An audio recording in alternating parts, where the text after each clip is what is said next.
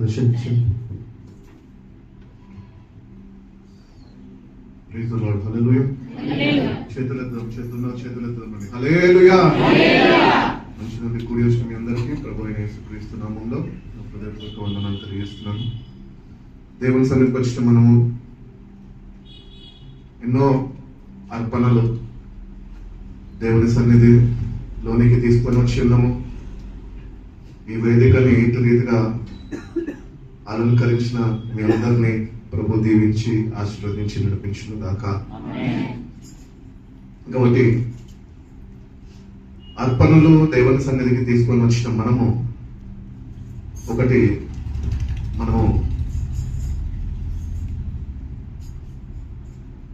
గమనించాల ఏంటంటే ఎట్టి హృదయముతోని ఎట్టి తగిన సిద్ధపాటుతోని దేవుని సన్నిధికి వచ్చాం. థ్యాంక్స్ గివింగ్ కృతజ్ఞత పండగలాగా చేసుకుంటున్న మనము ఏదో తెచ్చి పెట్టాలిలే అని తీసుకొని వచ్చాలేమో, లేకపోతే ముందుగానే ప్రార్థన పూర్వకంగా సిద్ధపడి తీసుకొని వచ్చి పెట్టినారేమో, నాకైతే తెలియదు. కానీ నువ్వు ఎట్టి రీతిగా ఇక్కడ అర్పణ పెట్టినప్పటికీ ఒకటి గమనించాలి. ఏంటి అంటే నీ అర్పణ దేవుని దృష్టికి అంగీకారంగా ఉండాలి. పాస్టర్ గారు అంగీకరిస్తే సరిపోదు. పాస్టర్ గారు ఒక్కరే కూర్చొని ఇవన్నీ తినారు. నేను దేవుడు నువ్వు ఎటువంటి హృదయంతోని దాన్ని తీసుకొని వచ్చావు అని దేవుడిని హృదయాన్ని చూస్తున్నాడు. కాబట్టి నీ హృదయం ఇంకా సరి చేసుకోలేదేమో, సరైన సిద్ధపాటు లేకుండా అర్పణ అర్పిస్తున్నావేమో. ఒకసారి దేవుని సన్నిధిలో ఉంటున్నాం మనము. ఒకవేళ సిద్ధపడి ఉంటే సిద్ధపాటు లేని వారి వరకు ప్రార్థన చేయి. ఒకవేళ ఇంకా సిద్ధపడలేకపోయి ఉంటే నన్ను సిద్ధపరచు ప్రభు అని ప్రార్థన చేయి. ప్రతి ఒక్కరు వాక్యం వినే ముందు ఒక 2 నిమిషాలు కళ్ళు మూసుకొని మనము ఎగ్జామిన్ చేసుకుందాం, మనం పరిశీలన చేసుకుందాం. ప్రభా, ఏదో తీసుకువచ్చాను పెట్టాను అని కాదు, కానీ ప్రభా తగిన సిద్ధపాటు లేకుండా నేను వచ్చాను, తగిన ప్రార్థన లేకుండా నేను మీ దగ్గరికి వచ్చి ఉన్నాను. నా ఇష్టానుసారంగా నాకు నచ్చినట్లు తోచినట్లు ఒకవేళ నేను అనుకున్నది తీసుకొని వచ్చి ఉంటే ప్రభా నా దయతో క్షమించు, నన్ను సిద్ధపరచు ప్రభా. విరిగి నలిగిన హృదయం నాకు దయచేయి ప్రభా.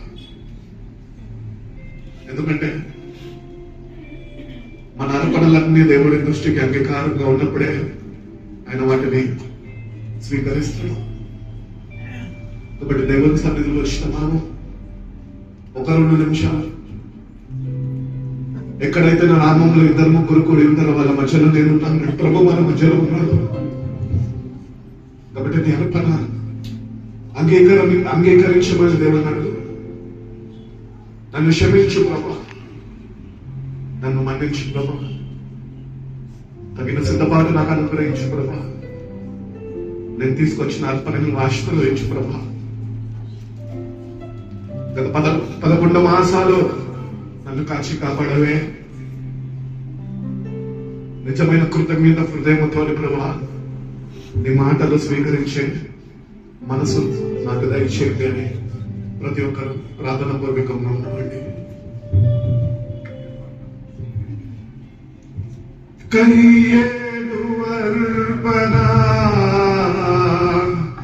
తెచ్చాడు దేవునికి ఏ బేలు అర్పణ, నచ్చింది దేవునికి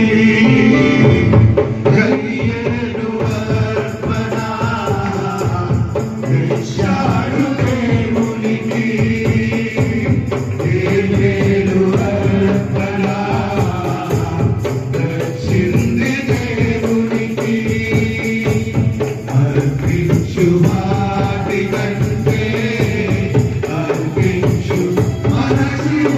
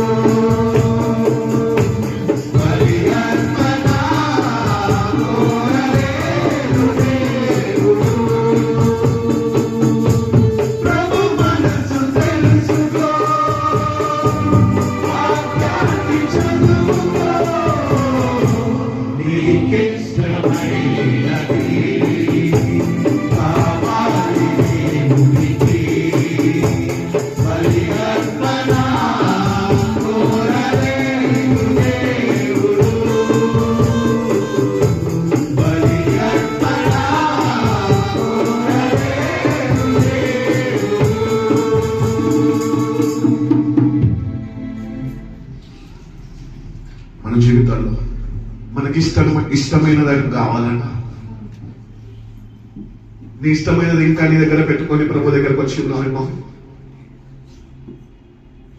ప్రభు అడుగుతున్నాడు, నీకు ఇష్టమైనది నాకు కావాలి బిడ్డ అని. నేను ఇస్తాను ప్రభు అని, నన్ను సిద్ధపరచు ప్రభు అని నిన్ను ఆయనకి సమర్పించుకో. అప్పుడు నువ్వు తీసుకొచ్చిన ప్రతి ఒక్క అర్పణ దేవుడు ఆయన అంగీకరిస్తాడు, అని ఆశీర్వదిస్తాడు. నీ జీవితాన్ని ఆయన బాగు చేస్తాడు. ఆత్మవరాలతోని ఆత్మ ఫలాలతోని ఆయన నింపాలని ఆశపడుతున్నాడు. పరిశుద్ధ ప్రేమ కలిగిన యేసయ్యా గొప్ప తండ్రి, మమ్మల్ని మీరు జ్ఞాపకం చేసుకునే ప్రభా, ఈ నూతన మాసంలో ఇటు రీతిగా ప్రభా నువ్వు చేసిన మేలులన్నింటినైనా మేము తలపోసుకుంటూ ప్రభా నీ సన్నిధికి వచ్చిరుతామయ్యా. దేన్ని మర్చిపోక ప్రభా, ప్రతి ఒక్కటి మేము జ్ఞాపకం చేసుకుంటూ నీ నామంలో ప్రభా దీన మనసులుగా ప్రభా హృదయంతో ప్రభా మేము వచ్చి ఉన్నామయ్యా. ఒక్కసారి మమ్మల్ని దర్శించండి. నీ వాక్యముతోనే నేను మమ్మల్ని వెలిగించండి ప్రభా. నీకు ఇష్టమైన మార్గంలో మీరు మమ్మల్ని నడిపించండి. నీ దృష్టికి అంగీకారమైన జీవితము జీవించే కృపను, అటువంటి జ్ఞానాన్ని మీరు మా ప్రతి ఒక్కరికి మీరు దర్శించండి. మీరు మా కొరకునైనా మమ్మల్ని ప్రేమించినైనా ఈ లోకానికి వచ్చి ఉన్నారు, మీ ప్రాణాన్ని అర్పించి ఉన్నారు ప్రభా. మళ్ళా మా కొరకు తిరిగి రాబోతుండగా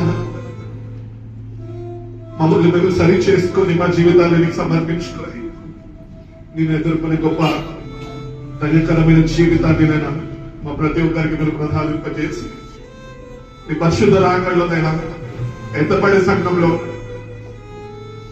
మేమందరము నీతో ప్రభా యుగ యుగాలు ఉండే రీతిగా ప్రభా మా ప్రతి ఒక్కరినైనా మీరు సిద్ధపరిచి జీవించిన కొద్ది కాలం ప్రభా నువ్వు చేసిన ప్రతి ఒక్క మేలునైనా తలపోసుకుంటూ కృతజ్ఞతలై జీవించే వారిగానైనా మీరు మమ్మల్ని బలపరిచి నడిపిస్తున్నామని యేసయ్య పరిశుద్ధ నామంలో ఈ ప్రార్థన అడిగి వైపు వచ్చిన తండ్రి.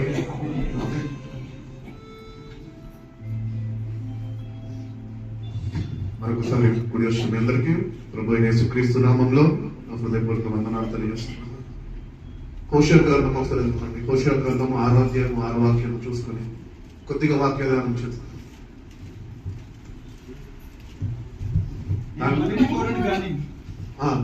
నేను బలిని కోరను గాని కనికరమునే కోరుచున్నాను.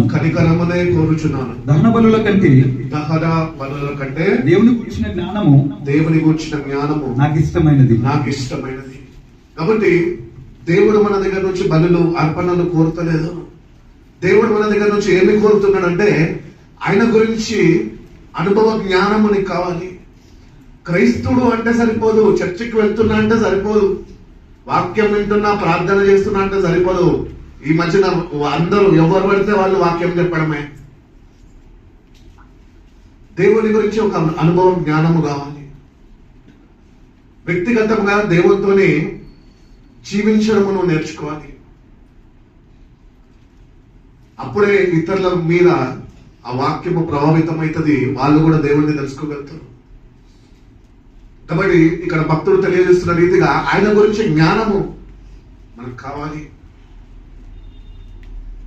అందుకని బైబిల్లో చెప్తుంటది, నా జనులు జ్ఞానము లేక వాళ్ళు నశించిపోతున్నారంట.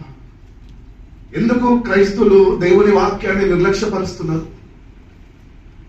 అన్నిటికీ సమయం ఉంటది, కానీ బైబిల్ చదవడానికి ప్రార్థన చేయడానికి సమయం ఉండదు. ఒక దైవజనుడు చెప్తున్నాడు, నువ్వు ఎన్ని ప్రసంగాలన్నా చేయొచ్చు, ఎంత మంచి వాక్చాతుర్యమన్నా నీకు ఉండొచ్చు, ఎన్ని మర్మాలైనా నువ్వు వాక్యం నుంచి నువ్వు చెప్పొచ్చు, లేకపోతే అనేకుల్ని నీ వైపు మళ్ళించుకోవచ్చు, కానీ నీకు ప్రార్థన లేకపోతే కనుక నీ జీవితం వ్యర్థమే. కాబట్టి ప్రార్థన అనగా ప్రభుత్వాన్ని ఏకాంతంగా గడుపుట.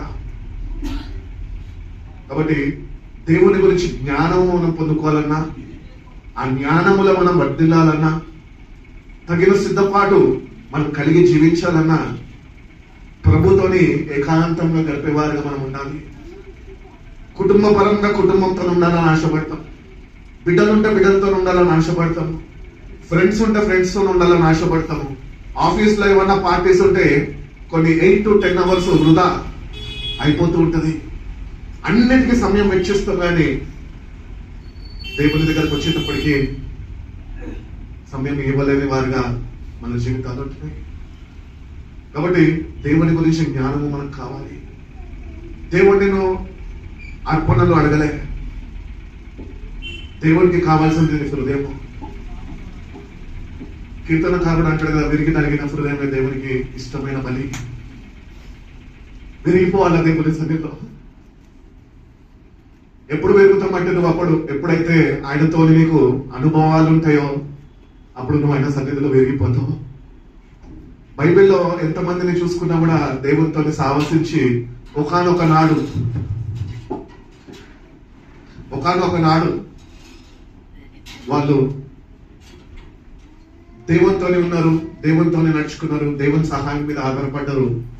కానీ కొన్ని సమయాలు వచ్చాయి, ఆయన చేసిన ప్రతి ఒక్క మేలుని వాళ్ళు తలపోసుకొని కృతజ్ఞతలై విరిగిన హృదయంతోని వాళ్ళ అర్పణలు దేవునికి అర్పించి ఉన్నారు. కాబట్టి మన జీవితాల్లో కూడా ఎన్నో మార్లు వెళ్ళి ప్రార్థన చేయించుకొని ఉంటాము, ఎన్నో వాళ్ళు వచ్చి ప్రార్థనలు చేసుకుని ఉంటాము, కానీ దేవునికి నచ్చిన అర్పణ నువ్వు ఎప్పుడన్నా నీ జీవితంలో చేసి ఉన్నావా? దేవుడు చేసిన ప్రతి ఒక్క మేలులను మీరు మర్చిపోవద్దు అంటున్నాడు. కాబట్టి ఒక్కసారి మన గతాన్ని చూసుకుంటే ఎక్కడో ఉండవలసిన వారు మనం, కానీ దేవుడు మనం ప్రేమించి తన ప్రియ కుమారుడిని నీ కొరకు నా కొరకు ఆయన పంపించి ఆయన మనకి తన ప్రాణాన్ని బలిగా అర్పణ అర్పించి మనని ఆయనకి దగ్గరగా చేర్చుకున్నాడు. కానీ బాధాకరమైన విషయం ఏంటి అంటే చేర్చబడ్డ మనము ఈరోజు దూరస్తులుగా ఉంటున్నాం. ఆయనకి దేవునితోని అనుభవాలు లేవు. ఈ లోకంలో ఎన్నో అనుభవాలు ఉంటాయి, ఎందుకంటే లోకంలో పడి తిరిగేటోళ్ళం కదా. దేవునితో అనుభవాలు కావాలంటే నీకేం కావాలి తెలుసా? ప్రార్థన జీవితం కావాలి. దేవుని గురించిన జ్ఞానం కావాలన్నా నువ్వు వాక్యంలో ఎదగాలి. ఎప్పుడైతే దేవుడు ఎవరో నువ్వు తెలుసుకుంటావో వ్యక్తిగతముగా, నువ్వు ఆయనని వ్యక్తిగతంగా ఎక్స్పీరియన్స్ అవుతావో, అప్పుడు దేవుడు చేసిన ప్రతి ఒక్క మేలుని బట్టి, నువ్వు ఇప్పటి వరకు అనుభవించిన ప్రతి ఒక్క మేలుని బట్టి ఆయనకి కృతజ్ఞతగా విరిగిన హృదయము నువ్వు ఆయన సన్నిధిలో ఆయన కనిపించగలుగుతావు. కాబట్టి మన జీవితాల్లో దేవునికి ఇవ్వవలసినవి ఇవ్వము, కానీ మనకేమైతే అక్కర్లేదు చూడాలి తెచ్చిస్తూ ఉంటాం దేవునికి. నాకు అనిపిస్తూ ఉంటది, ఏమని తెలుసా, మనకి ఇష్టం వచ్చింది మనకు అక్కర్లేని ఆయన దగ్గర తీసుకుని వచ్చి ఉంటే పౌలు చెప్పిన రీతిగానే మనం ఆయనను అర్థం చేసుకోక ఆయన సిలువ వేస్తున్నాము. కాబట్టి ఏ అర్పణను దేవుని సన్నిధిలో అర్పించే వారిగా ఉన్నప్పటికీ కూడా అర్పణ అర్పించక ముందు నిన్ను నువ్వు పరిశీలన చేసుకో, ఎట్లాంటి స్థితిగతుల్లో ఉంటున్నావు. అనౌన్స్మెంట్ చేశారు కాబట్టి తీసుకొని వచ్చాము అన్న క్రైస్తవులుగా మనం ఉండద్దు. కానీ దేవుడు నా అర్పణను ఈరోజు అది ఏదైనా కానీ ఏ రూపంలో అర్పణ అయినప్పటికీ అది ఆయన నన్ను అంగీకరించాలి. దాని ద్వారా నేను నా దేవుని చేత ఆశీర్వదింపబడాలి అని నువ్వు అటు విశ్వాసంతో విరిగి నలిగిన హృదయంతో నువ్వు వచ్చి నీ హృదయాన్ని నువ్వు అర్పిస్తే కనుక దేవుడు నీ అర్పణని ఆయన అంగీకరిస్తాడు. కాబట్టి విరిగి నలిగిన హృదయం దేవునికి ఇష్టమైన పని.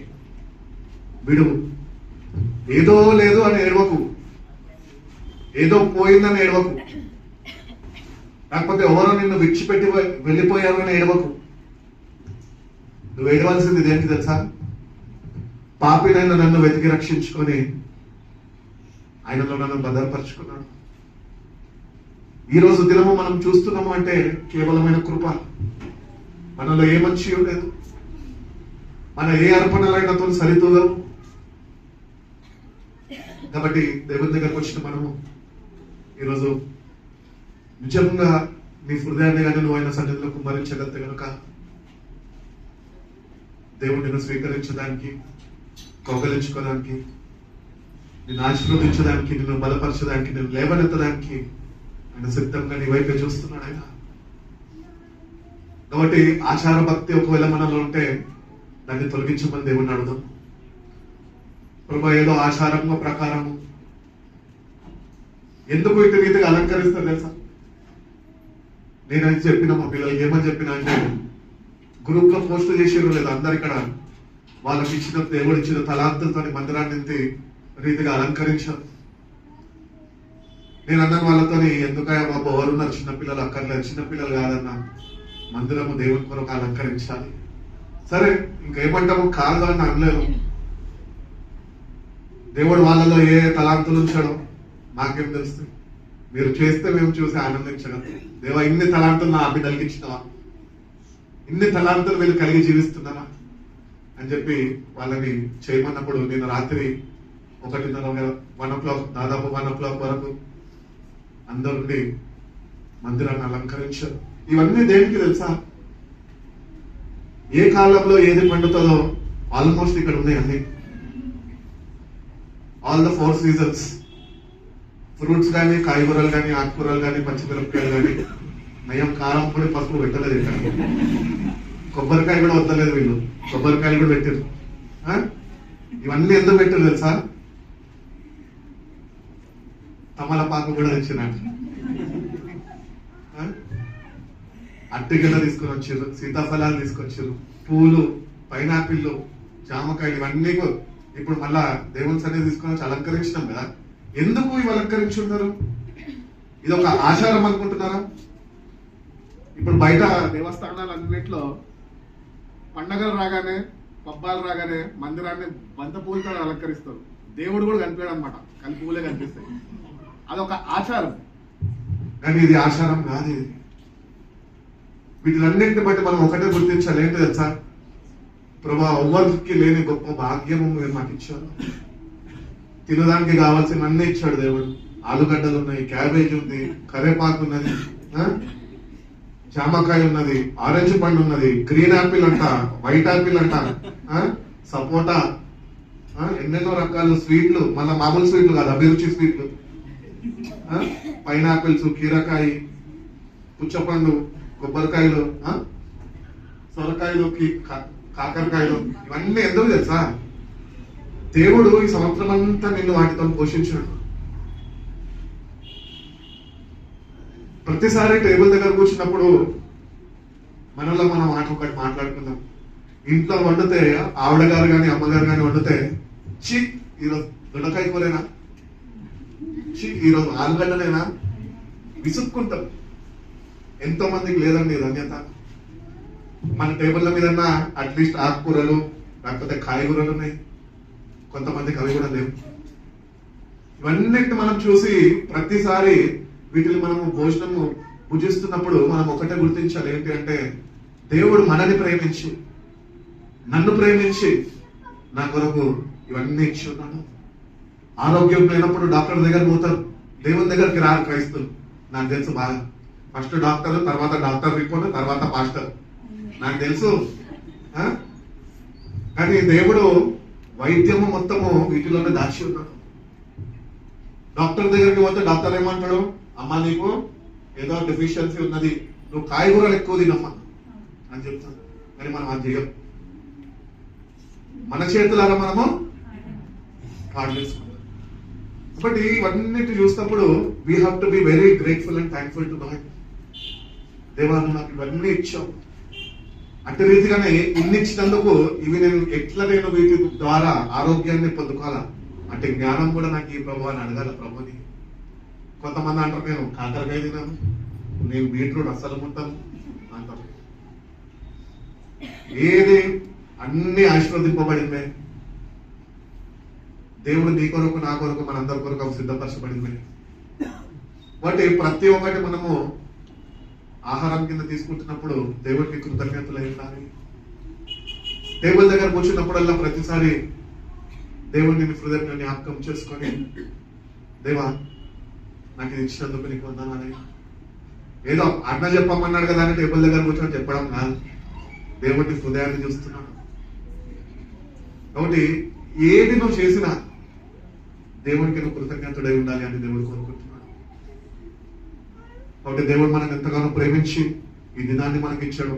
యాక్చువల్లీ చెప్పాలంటే కనుక గత నెలలో last Thursday of November thanks giving service మొత్తం త్రూ అవుట్ ద యుఎస్ ప్రపంచవ్యాప్తంగా ఆ పండుగ చేసుకుంటాం. వాళ్ళు మన దగ్గర వాళ్ళ దగ్గర వ్యత్యాసం ఏంటి అంటే, మనము అయ్యో ఏదో తేవాలి కదా అని హడావుడిగా లేకపోతే ఏదో ఒకటి కొనుక్కొని వచ్చేసి పెట్టిస్తాము. కానీ వాళ్ళు ఏం చేస్తారు తెలుసా, సంవత్సరం మొత్తము దేవుని కొరకు నేను ఒక అర్పణ అర్పించాలి, ఆ అర్పణకి నేను సిద్ధపడాలి అని సంవత్సరం మొత్తము వాళ్ళ కష్టార్జితం దాచిపెట్టుకుంటారు. శ్రేష్టమైనవి ఏవైతే ఉంటే అవి తీసుకుని వచ్చి దేవునికి ఇస్తారు. అందుకని అమెరికా దేశం ఆశీర్వదింపబడ్డది. హల్లెలూయా. క్రైస్తవులు అక్కడ ఆశీర్వదింపబడ్డారు, మిషనరీలుగా వాళ్ళు మార్చబడ్డారు. ఆ మిషనరీల ద్వారా అనేక మందికి నశించుచున్న వారికి రక్షణ స్వార్థ అందింపబడుతున్నది. మన జీవితాల్లో కూడా ఎందుకు ఈ మాటలు నేను చెప్తున్నా అంటే, మనం కూడా మన కుటుంబాలు కూడా ఆశీర్వదింపబడాలంటే దేవుడికి శ్రేష్టమైనది ఇచ్చేవారుగా మనం ఉండాలి. నువ్వు ఏదైతే అమ్మ ఇది నాది అనుకుంటావు చూడు, అదే దేవుడు అడుగుతుంది. అది నువ్వు దేవుడికి ఇచ్చేలా ఉన్నావా, సిద్ధపాటు ఉందా? అంటే దేవుని గురించిన జ్ఞానము నీకు ఉన్నదా? అబ్రహాంని చూడండి, వృద్ధాప్యంలోకి వచ్చేసాడు. కానీ దేవుడు చెప్పాడు నేను కుమారుడును ఇస్తాను అని. తర్వాత చెప్పిన 25 సంవత్సరాలు వెయిట్ చేసినప్పటికీ కూడా ఇంకా ఏమి కాలేదు. 25 years తర్వాత ఆమె ముస్లామ సారమ్మ తర్వాత దేవుడు చెప్పిన మాటని వాళ్ళ జీవితంలో నెరవేర్చాడు. మళ్ళీ అదే దేవుడు ఏమంటాడంటే, అబ్రహామా నువ్వు రా, నీతో పని ఉన్నదా? ఏందయ్యా ఎప్పుడు చూసినా నన్ను పని చేయమంటున్నావు, నాకు నా భార్యతో పని ఉండదా? ఎప్పుడు నీతోనే ఉండాలా? నేను ఆమెను వివాహం చేసుకున్నా కదా, నేను ఆమెతో ఉండాలి కదా, ఆమెతో నన్ను కాపురం కూడా సరిగ్గా చేయనియవా అని అబ్రహాం దేవుడితో అంటాడు. దేవుడు అంటాడు, అబ్రహామా అవన్నీ కాదు కానీ నీ దగ్గర నుంచి నాకు ఒకటి కావాలి. ఏమి కావాలి అంటే, నేను నీకు ఇచ్చిన కుమారుడిని నువ్వు నాకు బలిగా అర్పించేసాను.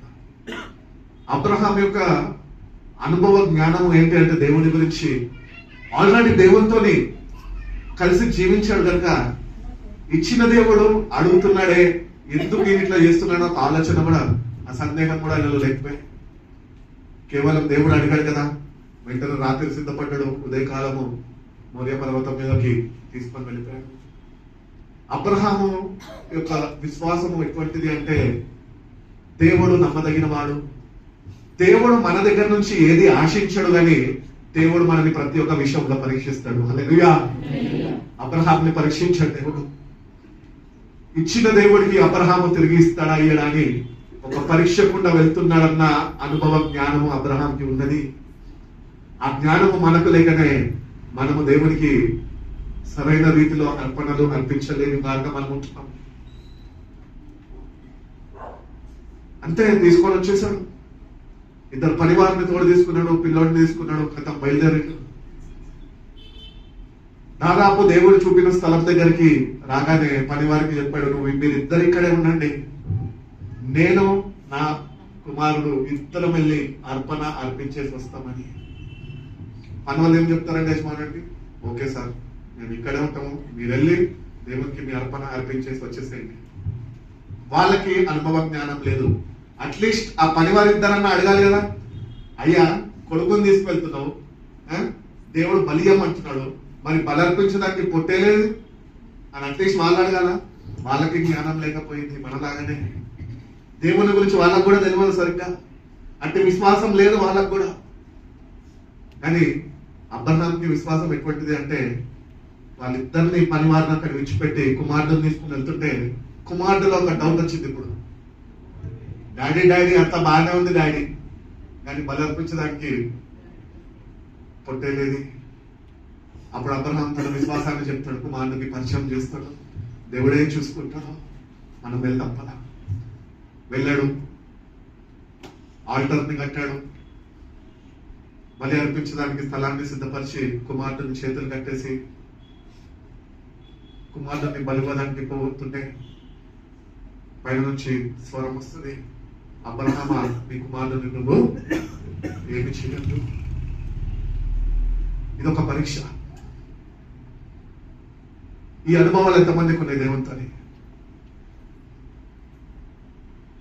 అబ్రహాము విశ్వాసులకు తండ్రి అని చెప్పేస్తాం బా. విశ్వాసులకు తండ్రి ఎన్నో పరీక్షలు పడ్డాడు, పరీక్షలు కూడా వెళ్ళాడు.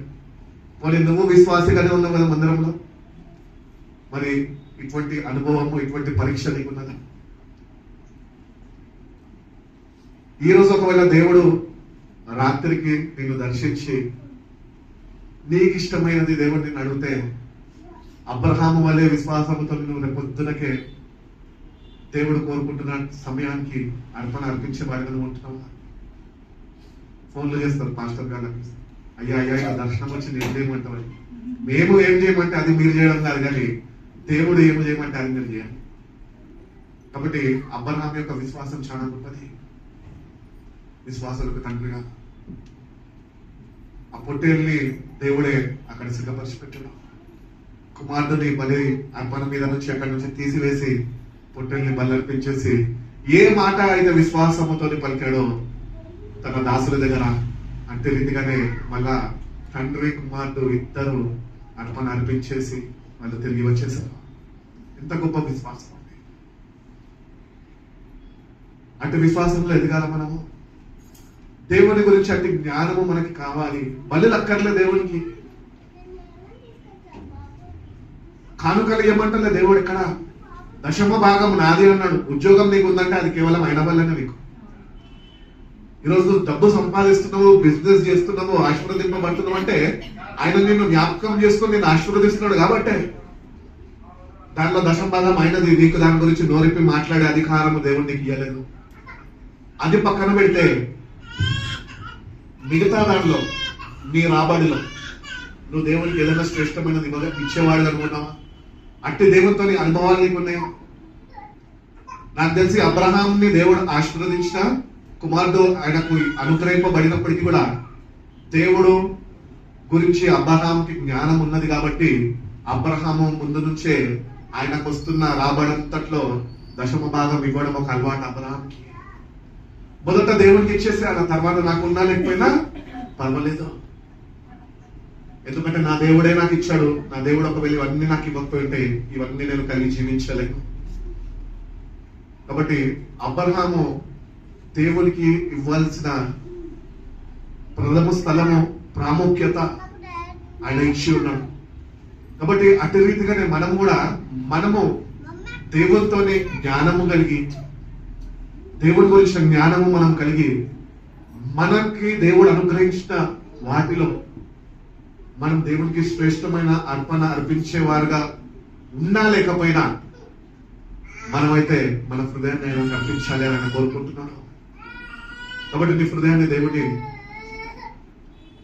దేవుడికి కావాలంట. నీ హృదయాన్ని ఎవరికి ఇచ్చి ఉన్నావు ఈరోజు? ఎవరి చేత పట్టబడి ఉన్నది నీ హృదయం? నీ భార్య చేతిలో పట్టబడి ఉన్నదా? నీ భర్త చేతిలో పట్టబడి ఉన్నదా? లేకపోతే ఎక్కడ పట్టబడి ఉన్నది?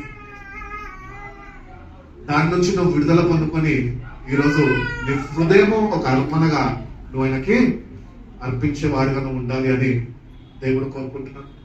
కాబట్టి ఈ థ్యాంక్స్ గివింగ్ లో ఒకటి వాక్యం ఏలుస్తాము, వాక్యమైనాక ఇంటికి వెళ్ళిపోతాము. కానీ నేను ఒకటి చెప్తాను, ఇక్కడ ప్రార్థన చేసేసుకొని వెళ్ళిపోవడం కాదు, కానీ ఇంటికి వెళ్ళినాక కొద్దిగా సమయం తీసుకొని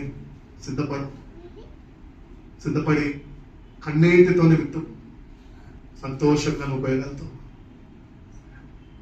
కన్నీటితోనే నువ్వు విత్తేవాడిగా ఉండాలని దేవుడు కోరుకుంటున్నాడు. అదే విరిగి నలిగిన హృదయము. కన్నీటితోనే విత్తాలి. ఒక్కసారి ఈ 11 months దేవుడు కాపాడాడే. ఎన్నోసార్లు మరణ అపాయము నుంచి నిన్ను తప్పించాడే.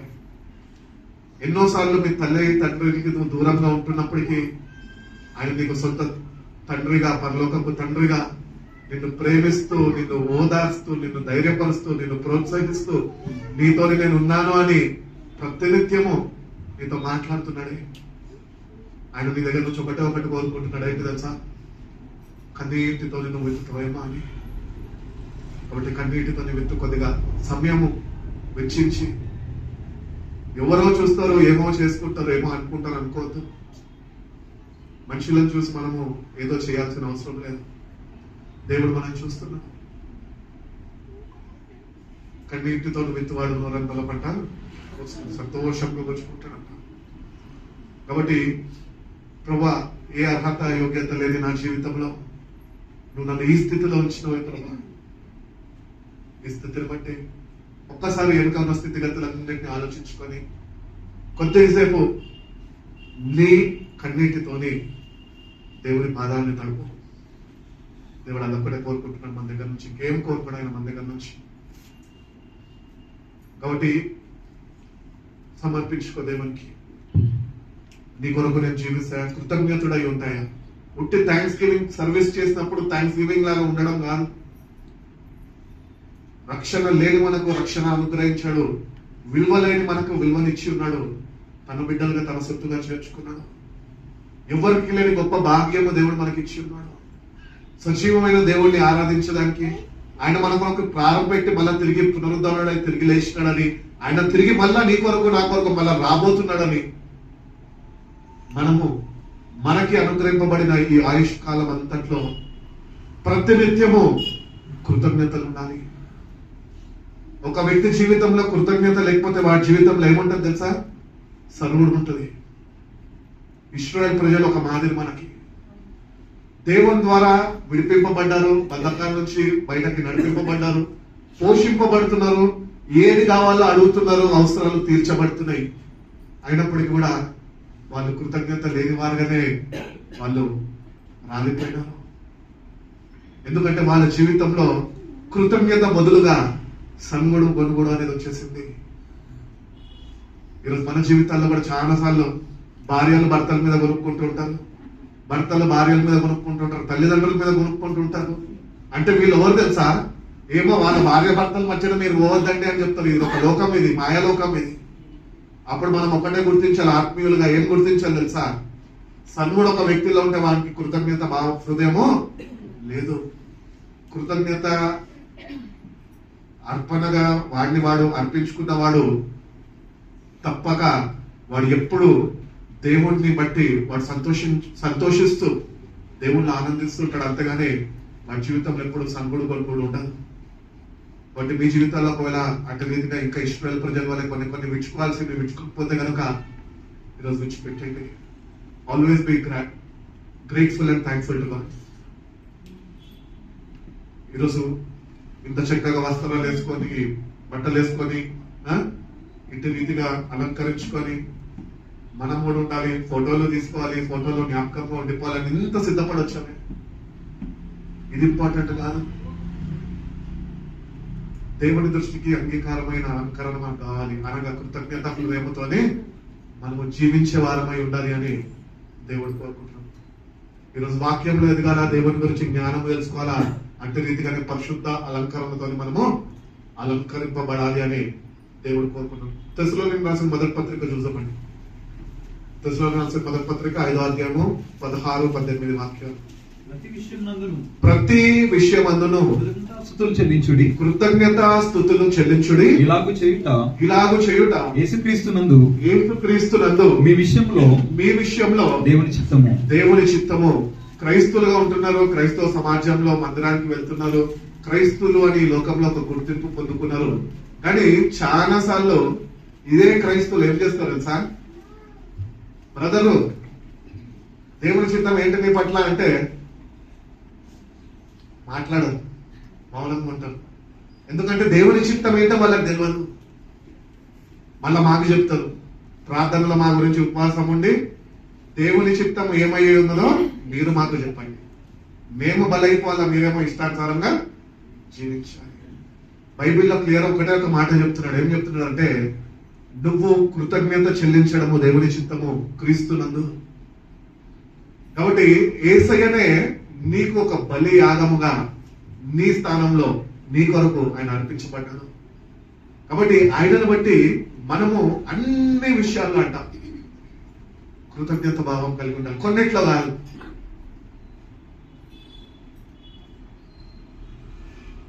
వివరించాలా? ఒక మాట, ఒక ఎగ్జాంపుల్ చెప్తా. భార్య అడుగుతుంది, ఏమండి పక్కింటి ఆమెకి వాషింగ్ మిషన్ ఉందండి, నాకు లేదు, నేను ఉతకలేకపోతున్నానండి.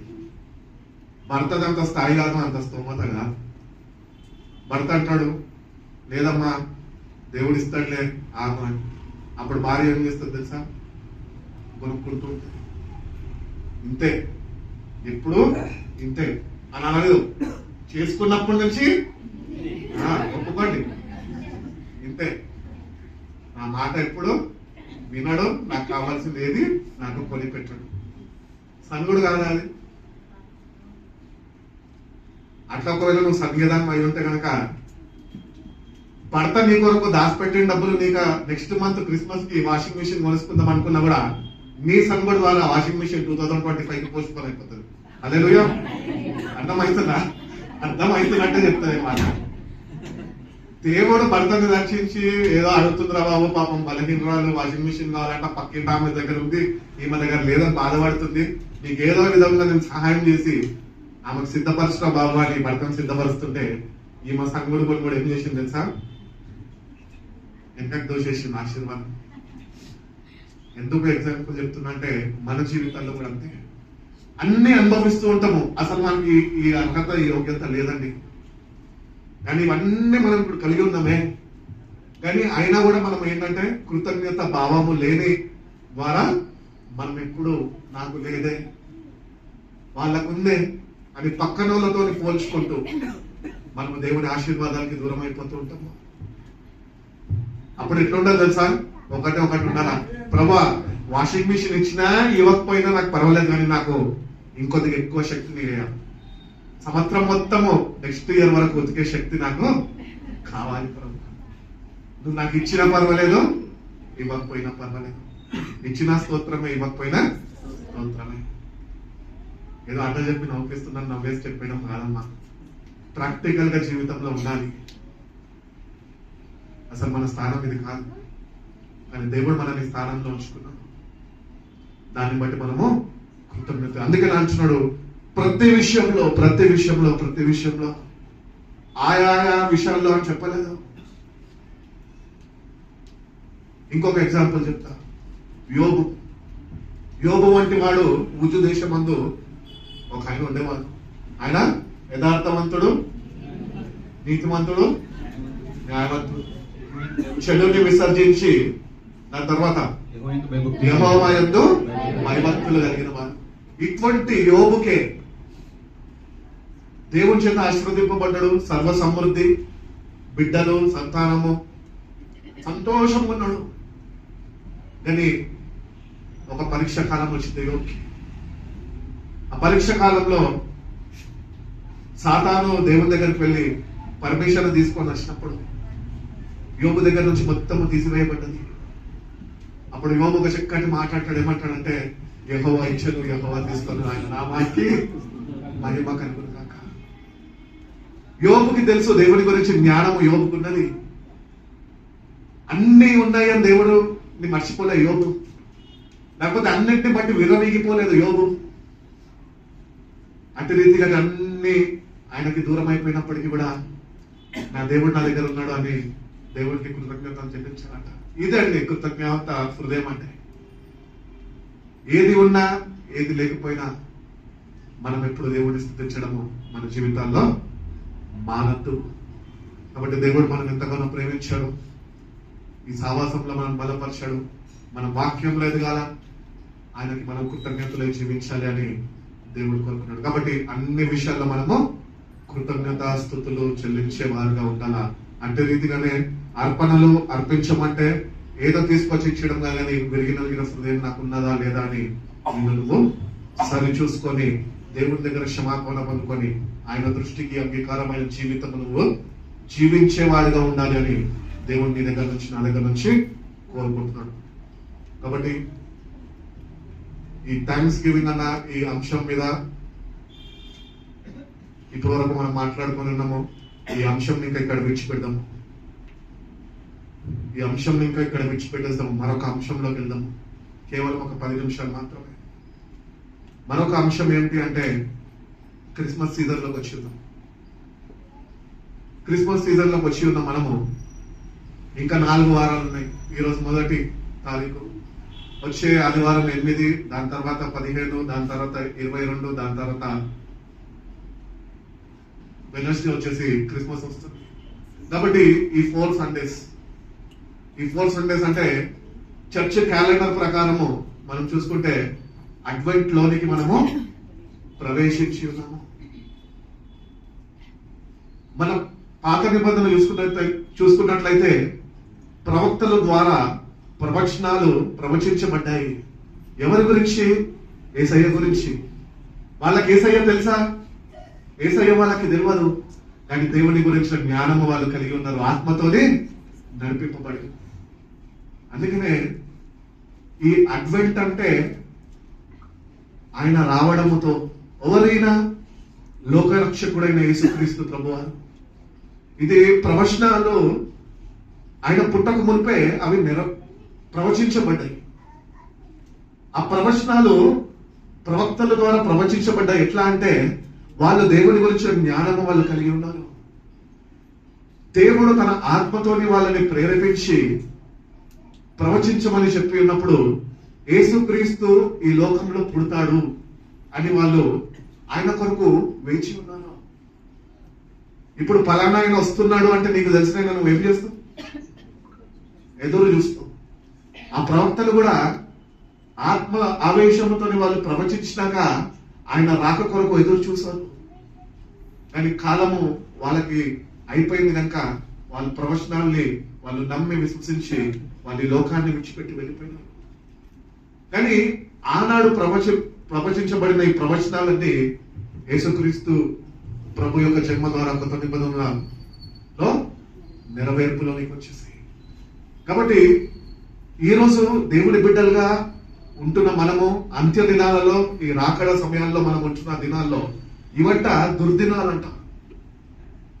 దుర్దినాలు అంటే ఎవడో ఒకడు చేదో చేస్తాడని కాదు, క్రైస్తుడే వాడిని వాడు మోసపరుచుకుంటాడు. ఇది ఒక దుర్దినం.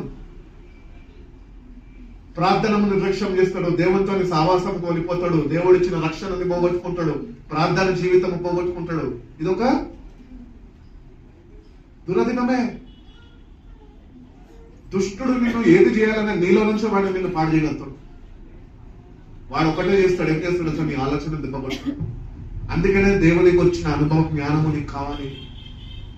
ఎట్టి రీతిగా అయితే ఈ ప్రవక్తలందరూ ప్రవచనాలు ప్రవచించి ఆయన రాక కొరకు ఎదురు చూసారో, ఈ రోజు నేడు సార్వత్రిక సంఘము అంత్య దినాల్లో ఉంచిన మనము ఆయన పరిశుద్ధ 2వ రాకడ కొరకు ఎదురు చూసే వారిగా ఉన్నాను. హల్లెలూయా. కాబట్టి ఆయన మన కొరకు రాబోతున్నాడు. ఆయన నేను ఇప్పుడు సిద్ధపరుస్తున్నాడు, సంఘాన్ని సిద్ధపరుస్తున్నాడు, వాక్యముతోని ఉతక స్నానము చేస్తున్నాడు. నా బిడ్డలు నా రక్తంలో కడగబడిన వారు నన్ను ఎదుర్కోవాలా, నన్ను కలుసుకోవాలా, యుగ యుగాలు నాతో జీవించాలి అని ఆయన మనం సిద్ధపరుస్తున్నాడు. సిద్ధపాటు కాలంలో మనం ఉంటున్నాము. సంఘం ఎత్తబడే రోజులు దగ్గరలో ఉంటున్నాయి. ఎక్కడ చూసినా యుద్ధ వాతావరణాలు, ఎక్కడ చూసినా అగత్యాలు, ఎక్కడ చూసినా భయంకరమైన సంఘటనలు జరుగుతున్నాయి. ఇట్టి వాటి మధ్యలో మనం ఉంటున్నామే. నిజంగా నువ్వు క్రైస్తవుడుగా ఎట్టి సిద్ధపాటు కలిగి ఉంటున్నావు? తగిన సిద్ధపాటు నీకున్నదా? నీకు తగిన సిద్ధపాటు ఉండాలి అంటే మొట్టమొదట నీలో ఉండాల్సింది ఆయన నా కొరకు రాబోతున్నాడు అన్న నిరీక్షణ. హల్లెలూయా! ఆయన నీ కొరకు రాబోతున్నాడు. ప్రకటన గ్రంథంలో అంటాడు కదా, ఇదిగో నేను త్వరగా వచ్చుచున్నాను. ఎవడు క్రియలు ప్రకారము నేను వానికి జీతం ఇవ్వడానికి వచ్చుచున్నాడు. కాబట్టి ఆయన రాబోతున్నాడు. ఆనాడు ఎంతో నిరీక్షణతోని పాత నిబంధన క్రైస్తవులందరూ ఎదురు చూశారు ప్రభు కొరకు. ప్రభు రానే వచ్చాడు. కొత్త నిబంధన క్రైస్తవులుగా నీ కొరకు నా కొరకు ప్రాణం పెట్టి కల్వరి సిలువలో మరణించి ఆయన మృతుడు తిరిగి లేచి మళ్ళీ తండ్రి దగ్గరికి చేరుకొని ఆరోహణమైపోయి వెళ్ళిపోయి మళ్ళీ ఈరోజు ఆయన మళ్ళా మన దగ్గరికి రావడానికి ఆయన సిద్ధపడుతున్నాడు. సంఘాన్ని సిద్ధపరుస్తున్నాడు. సంఘంలో ఉంటున్న మనము సిద్ధపాటులో ఉన్నామా? అందుకని వాక్యం చెప్తుంది, పిలబడ్డవారు అనేకులు కానీ ఏర్పాట్లో కొంతమంది ఉంటారంట. కొంతమంది ఎవరు తెలుసా? నిరీక్షణతోని జీవించేవారు. ప్రభు నా కొరకు రాబోతున్నాడు, ఆ ప్రభుని నేను కలుసుకోబోతున్నా, ఈ లోకంలో ఉన్న కష్టాలన్నీ నన్ను ఒకరోజు వదిలిపోతాయి, యుగ యుగాలు ప్రభుతో నేను ఆనందిస్తూ ప్రభులో నేను హర్షిస్తాను అని నిరీక్షణ కలిగి జీవిస్తారంట. ఒకటి క్రైస్తవులకి ఈ అంత్య దినాల్లో కావాల్సిన నిరీక్షణ. ప్రభు రాబోతున్నాడు. నువ్వు బ్రతికి ఉండొచ్చు, లేకపోతే నువ్వు చనిపోయి ఉండొచ్చు, ఆయన ప్రభు రాబోతున్నాడు. అందుకనే భక్తుడు తెలియజేస్తుంటాడు. ఏమని తెలియజేస్తాడంటే, క్రీస్తు నందు మృతులైన వారు ధన్యులు, వాళ్ళు మరొక లేపబడతారు. ఆయనను అంగీకరించిన మనము ఆయన రాబోతున్నాడు, ఆయన మళ్ళీ నన్ను ఆయన చెంతకి చేర్చుకోబోతున్నాడు అన్న నిరీక్షణ నీకు కావాలి. అట్టి నిరీక్షణను కావాలి అంటే మందిరానికి వస్తే సరిపోదు, పాస్టర్ దగ్గర ప్రార్థన చేయించుకుంటే సరిపోదు, లేకపోతే కోడికలు ఉండి కోడికలకు వెళ్ళిపోతే సరిపోదు. కానీ నీకంటూ వ్యక్తిగత సావాసం ఆయనతో ఉన్నప్పుడే, నువ్వు ఆయన మీద ఆధారపడి జీవించినప్పుడే, నువ్వు తగిన సిద్ధపాటు కలిగి నిన్ను నువ్వు సరి చూసుకున్నప్పుడే ఆయన నువ్వు ఎదుర్కోగలుగుతావు. తన కొరకు, ఆయన కొరకు మననంట సంఘాన్ని వాక్యము చేత ఉత్క స్నానం చేస్తూ నిందారహితులుగా ఏ మచ్చాడాలు కల్మషము లేకుండా ఆయన కడుగుతున్నాడంట.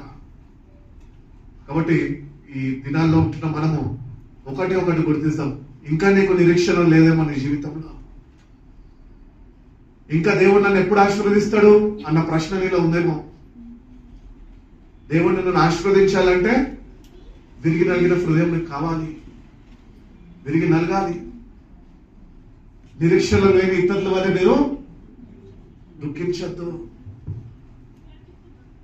ఈరోజు కుటుంబంలోనే ఉంటాము, కుటుంబంలో ఒకవేళ పెద్ద వృద్ధాపంలో ఉన్న వాళ్ళని పోగొట్టుకున్నాం అనుకోండి, వాళ్ళు దూరం అయిపోయారు అనుకోండి,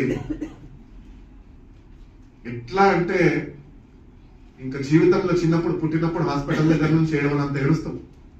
అవునా? ఎందుకు?